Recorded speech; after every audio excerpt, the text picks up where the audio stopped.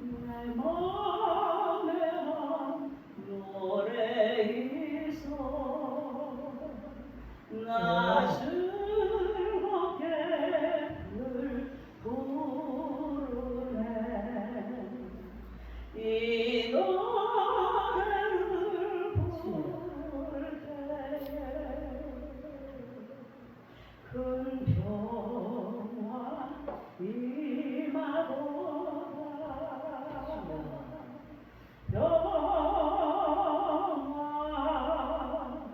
평화 하나님 주신 선물 그 놀라운 주의 평화 하나님 선물일세 주 십자가 지심으로 날 구원해 주셨으며 주 예수님 고난 받아 나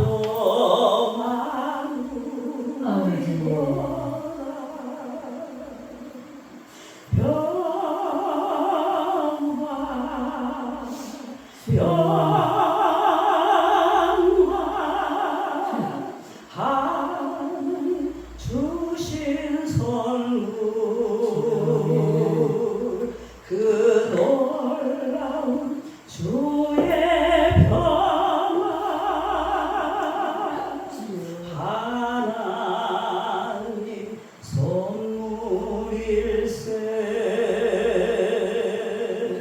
이 평화를 얻으려고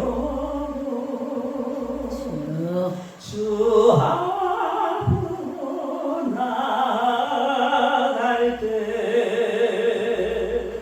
주 예수님 우리에게 이 평화 주시도다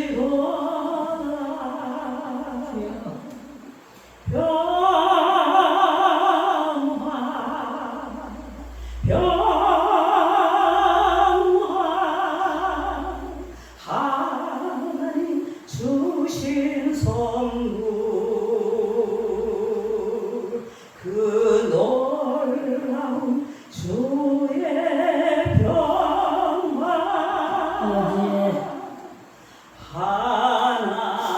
하나님 선물일세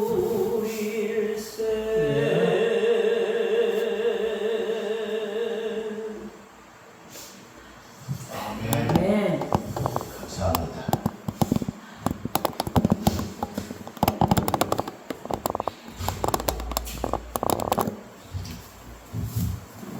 오늘 우리가 읽은 이 말씀을 가지고 자비하신 하나님이라는 제목으로 말씀을 전하도록 하겠습니다. 이 요나는 기원전 8세기의 사람입니다. 그가 살았던 가데헬은 갈릴리 호수 남서쪽에 있는 나사렛, 예수님이 나셨던 그 나사렛, 그 동네 인근에 있습니다. 열왕기하 14장 25절에 보니까 이렇게 기록되어 있습니다. 이스라엘의 하나님 여호와께서 그의 종 가드헤벨 아미떼의 아들 선지자 요나를 통하여 하신 말씀과 같이 여로보암이 이스라엘 영토를 회복하되 하맛 어귀에서부터 아라바 바다까지 하였으니, 이렇게 열왕기하에 요나의 기사가 기록이 되어 있습니다. 그는 사역을 했을 초기에 이스라엘이 승리할 것이다, 땅을 회복할 것이다, 이렇게 예언했었기 때문에 아마도 큰 인기를 누렸을 것이다. 선지자로서 큰 인기를 누렸을 것이다, 이렇게 볼 수가 있지요. 당시 하나님은 이스라엘의 심판을 일시적으로 멈추시고 유례없는 번영을 이스라엘에게 주셨습니다. 그러나 이스라엘과 유다는 이를 당연한 것으로 여겼습니다. 요나가 사역할 이 당시 아수르는 타민족에게 침략을 당해가지고 방어에만 전념했었기 때문에 이 이스라엘이나 이쪽 서쪽을 관심을 가질 수가 없었습니다. 그러한 때였습니다. 그러한 때 요나에게 이 말씀을 주신 것입니다. 이 요나서는 크게 두 부분으로 나눠져 있습니다. 총 4장인데 1, 2장은 요나가 다시스로 도망을 가는 장면, 그리고 3, 4장은 그가 다시스에서 큰 물고기에 의해서 니느웨로 돌아와서 그곳에서 하나님의 복음을 전 그런 말씀, 이렇게 크게 두 부분으로 나눠져 있습니다. 오늘은 우리가 읽은 그 4장은 그 마지막 부분이 되겠습니다. 4장을 한번 살펴보도록 하겠습니다. 이 4장은 1절에서 3절까지는 요나가 불평을 토로하는 거예요. 왜냐하면 지금 니느웨가 다시 살아났어요. 하나님이 용서를 하셨다 이 말이죠. 그래서 그걸 불평을 하는 장면. 그럴 때 4절에서 하나님이 네가 성내는 것이 옳으냐 이렇게 소극적으로 지적하는 그런 장면이 나오고, 5절에서 8절 사이에 하나님께서 요나를 가르치기 위해서 방명쿨을 주셨다. 근데 그 방명쿨이 다시 시들었어요. 그때 요나가 다시 불평하는 장면이 5절에서 8절까지 되어 있고, 9절에서 11절은 그 방명쿨이 시든 것을 불평하는 요나에게 하나님께서 니느웨의 구원이 얼마나 정당한지 그것을 설명하는 그런 구절이 11절까지 이렇게 기록이 되어 있습니다. 오늘 본문은 자기중심적이고 감정의 기복이 심한 요나가 하나님께서 니느웨를 용서하시고 구원을 주신 일에 대하여 크게 노해서 격렬히 항의했으나 하나님께서는 끝까지 인자한 음성으로 요나를 달래시며 소위 방명쿨 사건의 교훈을 통해서 요나에게 당신이 세계 만민을 얼마나 사랑하는지, 그리고 그들의 구원을 위해서 얼마나 노력하는지, 이것을 구원의 정당성을 요나에게 설득시킨 그런 본문이다, 이렇게 말할 수가 있겠습니다. 1절을 한번 보도록 하겠습니다. 1절을 보니까 요나가 매우 싫어하고 성내며 이렇게 되어 있어요. 매우 싫어해서 성냈다, 이렇게 기록하고 있어요. 이 문장은 문자적으로 보게 되면 그러나 그것은 요나에게 극단적인 불쾌감을 일으켰고 그는 분노로 이글거렸다. 이 번역을 보게 되면 요나가 얼마나 분노했는지, 얼마나 컸는지 단적으로 보여주고 있습니다. 요나의 그런 극단적인 불쾌감, 분노는 니느웨 성읍을 용서하신 하나님의 용서에 대한 것. 하나님께서 그 성을 용서했다 이거죠. 원수인데 그것과 그 원수들이 망하지 않은 그 현실, 그거에 대한 분노, 그리고 또 한 가지는 자기가 망할 것이라고 예언을 했는데 가서 그게 이루어지지 않았다는 것, 이런 것이 복합적으로 작용해서 그가 분노했다, 이렇게 볼 수가 있습니다. 요나의 이런 불쾌감, 분노는 사실상 자기 자신이 하나님의 무한하신 자비하심으로 용서함을 받은 자라는 사실, 이걸 망각하는 데서 오는 것이죠. 요나는 한번 개인적인 구원을 받았어요. 앞에서 2장에서 그가 하나님의 말씀을 거역하고 그가 다시스로 도망갈 때, 그가 선원들에 의해서 바다로 던져짐을 당했을 때 하나님이 그를 구원하셨잖아요. 개인적인 구원이 이루어져 있었어요. 그걸 이 사람은 지금 망각하고 있는 것이다. 요나는 망각하고 있어요. 이러한 요나의 이러한 그 잘못은 보통 먼저 된 자들이 갖고 있는 그런 잘못과 동일하다, 이렇게 볼 수가 있습니다. 먼저 된 자들이 나중에 진입하는 자들을 막고자 하는 그런 어떤 욕심, 교만, 이런 걸 우리가 볼 수가 있다. 그래서 우리가 지난번에 공부했던 누가복음 15장에 잃어버린 동생이 돌아왔으나 기뻐할 줄 모르는, 그리고 분내는 마다는 이 비유를 생각나게 하는 것이죠. 먼저 된 자의 과오, 그걸 생각나게 합니다. 요나서 4장 2절에 보니까 여호와께 기도하여 이르되 여호와여 내가 고국에 있을 때에 이러하겠다고 말씀하지 아니하였나이까. 그러니까 자기가 고국에 있을 때에 하나님께 얘기를 했다 이 말이에요. 그러므로 내가 빨리 다스시로 도망했사오니 주께서는 은혜로우시고 자비로우시고 노하기를 더디하시고 이내가 크시사 뜻을 돌이켜 재앙을 내리지 아니하시는 하나님이신 줄 내가 알았음이니이다. 그러니까 이게 요나가 안 게 뭐예요? 내가 알았다 이 말은 회개하면 뜻을 돌이켜서 용서하시는 분이라는 것, 그런 자비를 갖고 계시는 분이라는 것, 그걸 내가 알았다 이 말이죠. 그걸 알았다 이 말이죠. 여러분도 이런 하나님이신 걸 알고 계십니까? 요나는 그걸 알았다는 거예요. 하나님이 틀림없이 그들이 회개하면 용서하실 것이다. 하나님에게 자비우신 분이기 때문에 용서하실 것이다. 그걸 내가 알았다 이 말이죠. 그래서 내가 도망갔다 이런 얘기예요. 그래서 그게 싫어서, 그런 꼴 보기 싫어서 내가 도망갔다. 요나가 지금 이렇게 얘기하고 있는 것이죠. 그가 얼마나 편협한 배타적인 선민의식, 이걸 가지고 있는지 우리가 알 수가 있는 것이죠. 그러니까 선지자라고 이름하는 그 역시도 이스라엘의 왜곡된 선민의식에 찌들어 있었다. 그걸 알 수가 있는 것이죠. 자기들만 구원받을 수 있는 존재라는 이런 선민의식, 잘못된 생각,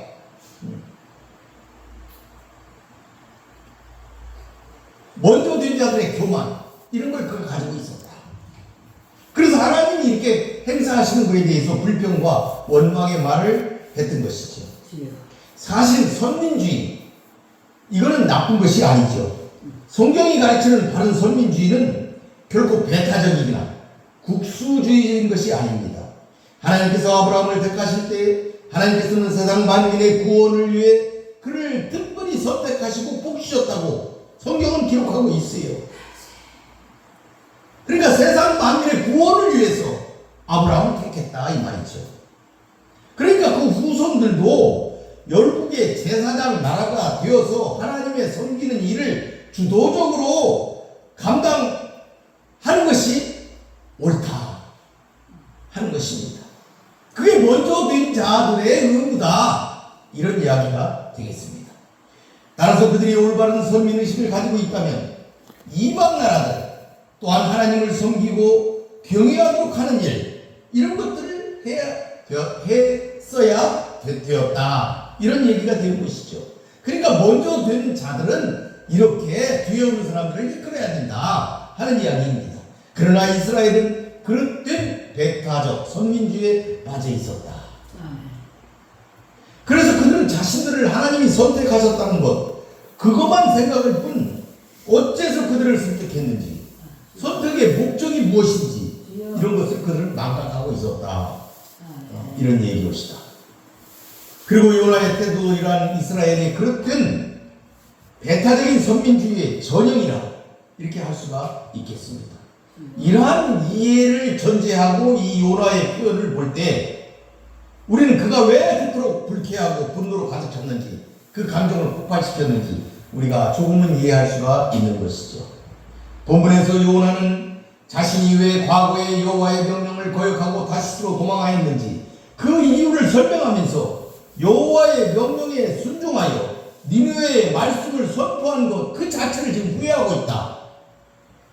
그걸 후회하고 있는 거예요. 자기가 하나님의 명령을 받아서 니느웨에 가서 복음을 선포한 것, 그걸 지금 후회하고 있는 거예요. 왜? 그들이 회개했다 이거죠. 회개했더니 그들을 하나님이 용서했다 이거예요. 그걸 후회하고 있는 거예요 지금 요나가.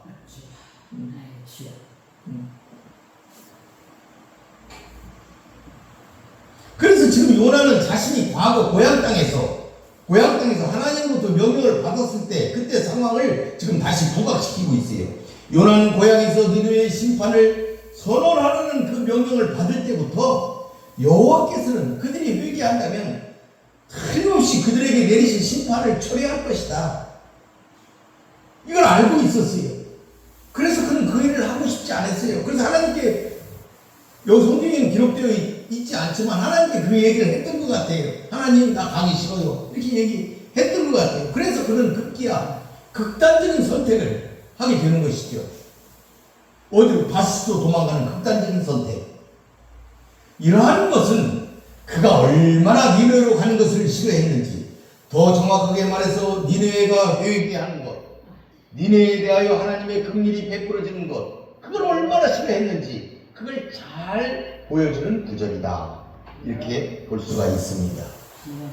여기 보니까 2절에 보니까 중요한 말씀이 있어요. 주께서는 은혜로우시며 자비로우시며 노하기를 더디하시며 인애가 크시사 뜻을 돌이켜 재앙을 내리지 아니하시는 하나님이신 줄을 내가 알았었나이다.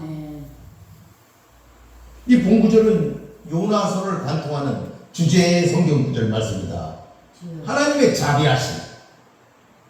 하나님의 자비하심. 요나는 여호와의 선지자로서 누구보다 하나님의 이런 성품에 대해서 잘 알고 있었어요. 여러분도 알고 계십니까? 하나님의 이런 자비하심을. 요나가 염두에 두었던 하나님의 성품은 본문에 기록된 것처럼 은혜로우시고 자비로우시고 노하기를 더디하시고 인애가 크시사 뜻을 돌이켜 진실로 회개하는 자에게 재앙을 내리시지 않는 하나님. 그것입니다. 바로 이러한 하나님의 성품과 속성을 알았기 때문에 요나는 그분의 말씀을 선포하러 가는 것을 극도로 싫어했다. 그러니까 아는 게 병이다 이 말이죠. 요나가 너무 많이 알아서 지금 병이 들었다. 이렇게 얘기할 수가 있는 것이죠. 그런데 이러한 하나님에 대한 불완전한 지식, 그것이 요나에게 하나님의 뜻을 저버리게 하는 부정적 요인으로 작용했다. 이렇게 볼 수가 있습니다. 분명한 것은 하나님에 대한 지식은 그분의 뜻을 순종하는 방향으로 나아가게 하는 원동력이 되도록 해야 한다는 것이죠. 이것을 보게 되면 순종이 결여된 지식, 삶의 열매가 수반되지 않는 하나님에 대한 지식은 위험한 결과를 초래한다.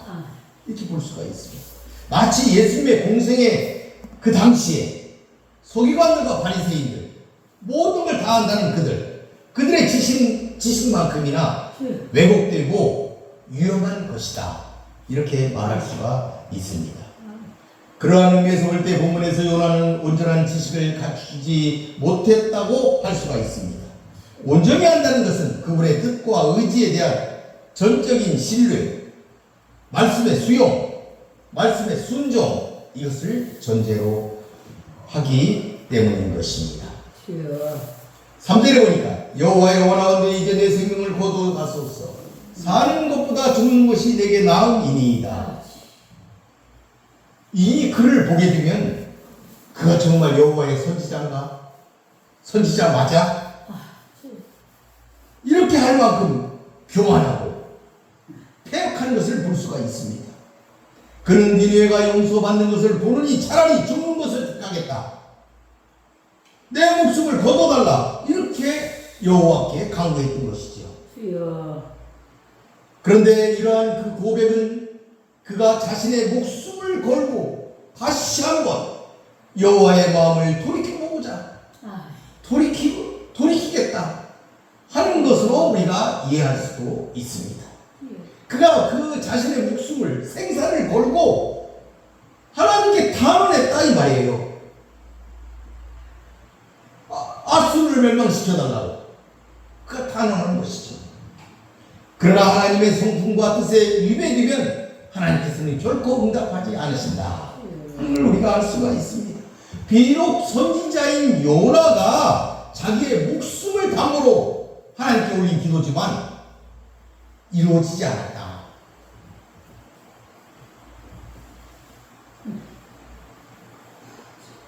요나가 자기의 목숨까지 걸면서 니느웨의 구원에 대한 격렬한 불평을 토로하는 것, 그것을 어떻게 보면 생명을 주신 하나님께 대하여 인간으로서 할 수 있는 가장 최대의 불평이었다.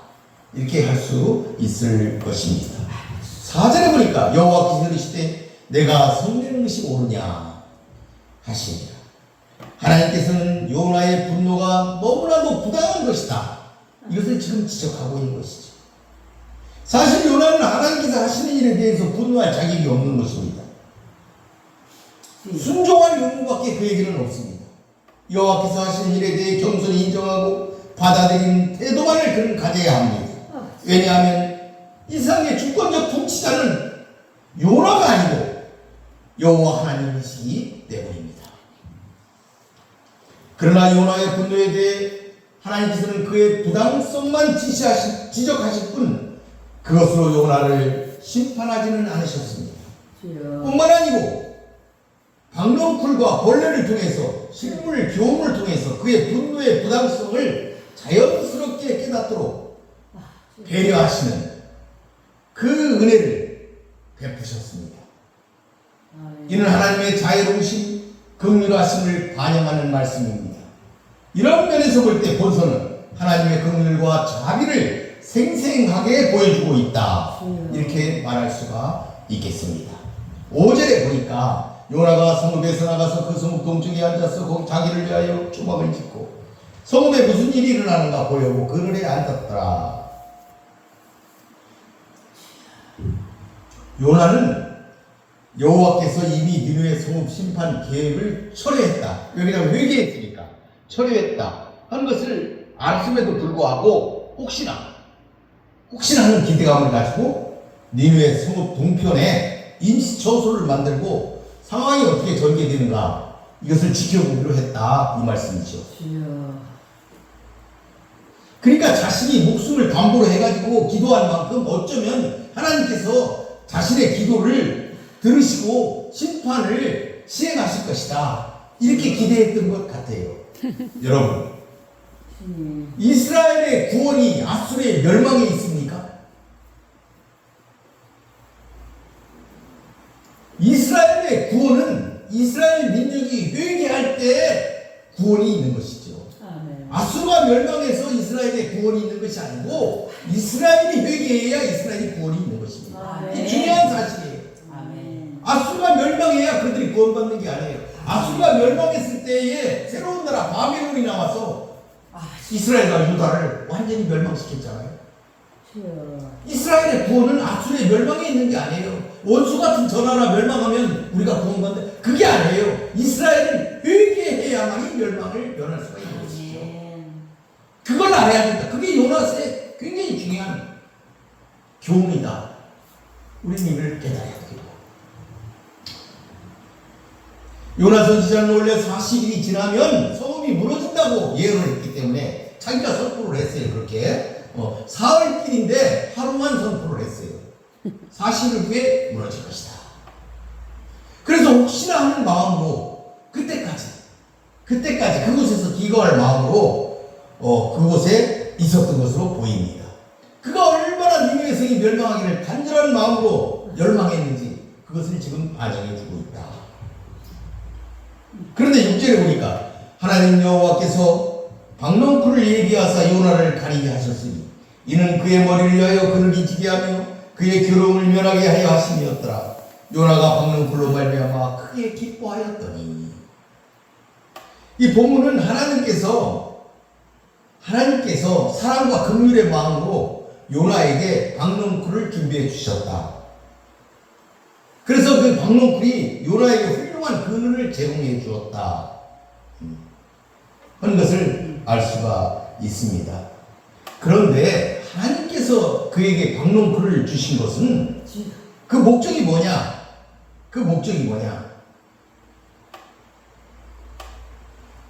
니느웨 백성에 하나님이 가지신 니느웨 백성에 대한 그 사랑과 긍휼한 그 마음, 그 하나님의 그 심정, 그것을 요나가 헤아리도록 하기 위해서 박넝쿨을 주셨다 하는 것이죠. 이는 본서 전체의 내용과 관련해서 매우 중요한 사실을 또 한 가지 교훈하고 있습니다. 그게 뭐냐면은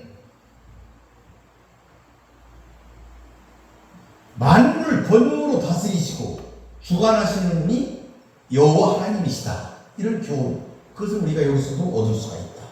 그러니까 요나가 다시스로 갈 때 바다에 풍랑을 일으키신 분, 그분도 여호와 하나님이시고, 풍랑을 잠재우신 분도 여호와 하나님이시고, 박명쿨을 주신 분도 여호와 하나님이시고, 그 박명쿨을 거두신 분도 여호와 하나님이시다는 거죠.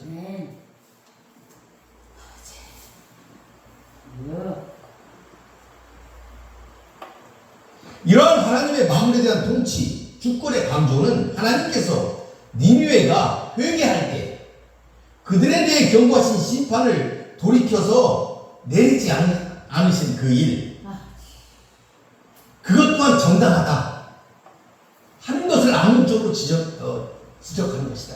하나님이 하시는 일은 다 정당한 거다. 하나님은 주시기도 하고 거두시기도 하고, 아멘. 풍랑을 내리시기도 하고 풍랑을 잠재우시기도 하고, 아멘. 이런 분이시다 이거예요. 이런 하나님의 속성, 전능하심, 자유하심, 이걸 우리들이 깨달아야 되겠다.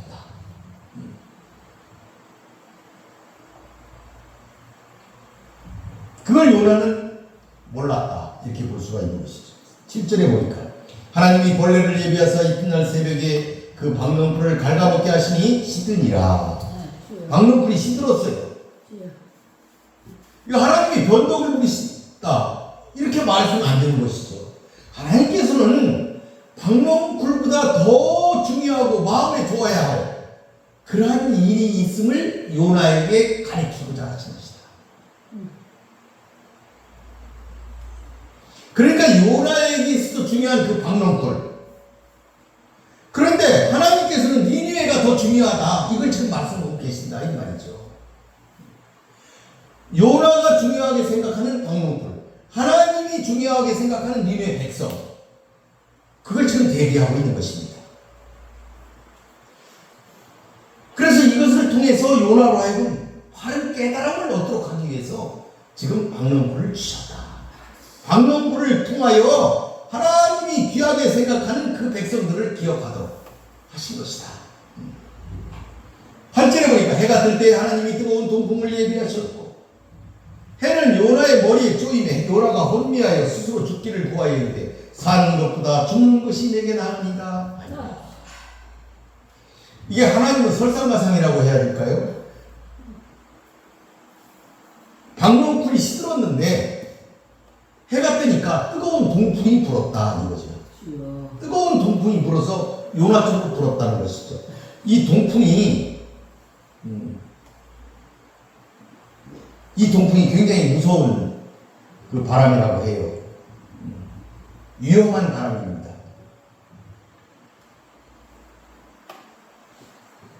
그런 바람이 불자 이 고통스러운 열기가 요나에게 이제 올 거 아니겠어요? 요나가 다시 죽기를 구하였다, 이런 얘기죠. 이런 꼴을 보고는 살고 싶지 않다, 사는 것보다 죽는 것이 훨씬 낫겠다, 이런 말을 그가 한 것이라 이 말이죠. 참으로 패역하고 한심스럽기 그지없는 선지자다, 이렇게 볼 수가 있겠습니다. 요나가 내가 죽고 싶다, 이렇게 하는 이유가 뭐예요? 박명풀이 시들어서 그런 거예요. 박명풀이 시들어서 햇빛이 쬐니까 지금 그렇게 얘기하고 있는 것이다. 그러니까 하나님의 배려로 넝쿨이 없어졌다고, 그렇다고 해서 자기의 목숨까지 하찮게 여기고 불평하는 그런 모습을 지금 우리가 보고 있는 것이죠. 이처럼 요나의 부정적인 면모에 대해 진술하는 이 본문, 이 통렬한 냉소, 풍자는 오늘날 하나님의 사역자라고 자부하면서도 종교적인 행위에만 투신할 뿐 생명 구원을 도외시하며 사람들의 삶에 대해서는 무관심한 형식적인 종교인들에게 중대한 일침을 가하는 교훈이라, 이렇게 우리가 볼 수가 있겠습니다. 9절에 보니까 하나님이 요나에게 이르시되 내가 이 박명풀로 말미암아 성내는 것이 어찌 옳으냐 하시니 그가 대답하되 내가 성내어 죽기까지 할지라도 옳으니이다 하니라. 이 죽기를 구하는 요나에게 하나님이 질문을 하신 것이죠. 이게 옳으냐? 요나가 가지고 있는 근본적인 문제에 대해서 지금 정확하게 지적을 하시는 것이죠. 요나는 그 하룻밤에 났다가 하룻밤에 사라지는 그 하찮은 박넝쿨이 시든 거에 대해서도 이렇게 괴로워하고 있는데, 그렇게 괴로워하면서 죄인들, 이방인들, 선민이 아닌 이방인들이라고 아수르를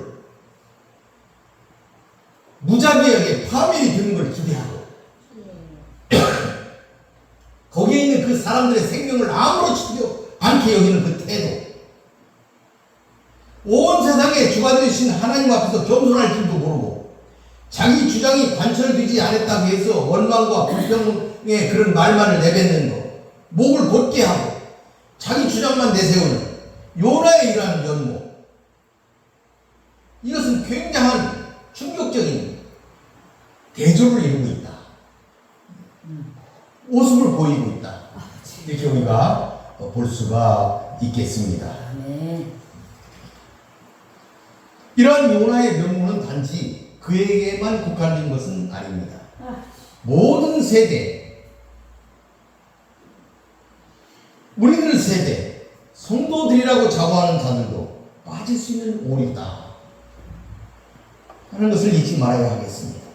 오늘날 그리스도인들도 얼마든지 요나같이 하나님을 알지 못하는 세상 사람들만도 못한 그릇된 일을 저지르며 왜곡되고 편협한 시각으로 살아갈 수 있으며, 심지어 이를 일깨우시는 하나님 앞에서까지 그릇된 것을 고집할 수 있다는 것을 생각하며 우리가 살아야 하겠습니다. 10절에 보니까 여호와께서 이르시되 내가 수고도 아니하였고 재배도 아니하였고 하룻밤에 났다가 하룻밤에 말라버린 이 박넝쿨을 아꼈거든. 하나님께서 요나에게 하시는 말씀은 너무나도 명백하죠. 그는 박넝쿨을 자라는데 아무런 수고도 하지 않았다. 그런데 그 박넝쿨이 시드는 것에 대해서 요나가 아까워하고 분노하고 할 이유가 없다. 그런데도 요나는 박넝쿨을 아꼈고 분노했습니다. 그 박넝쿨이 자기에게 조그만 이익을 주었기 때문입니다.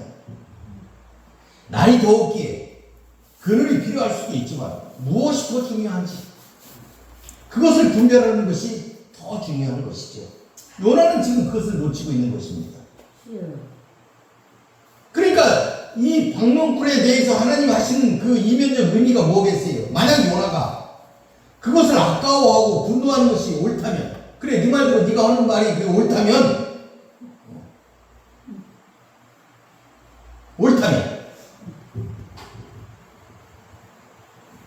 그것보다 훨씬 더 중요한 니네 백성들의 그 생명, 그것을 하나님께서 멸하지 않고 아끼는 것, 그것을 얼마나 더 옳은 일이겠느냐 하시는 것을 지금 말씀하고 계신다. 결국 하나님께서는 본절과 11절 이런 말씀을 통해서 니네 성읍이 멸망하기를 바라는 요나 선지자의 태도가 잘못되었다 하는 것을 그에게 깨우치시고, 그 요나도 하나님의 마음을 갖고 니느웨 성읍을 아끼는 태도를 갖고서 그 성읍의 회개와 구원을 도리어 기뻐해야 한다 하는 것을 지금 일깨워주고 있는 것이다. 그러니까 먼저 된 자들도 그 잔치에 참여해야 된다 이 말이죠.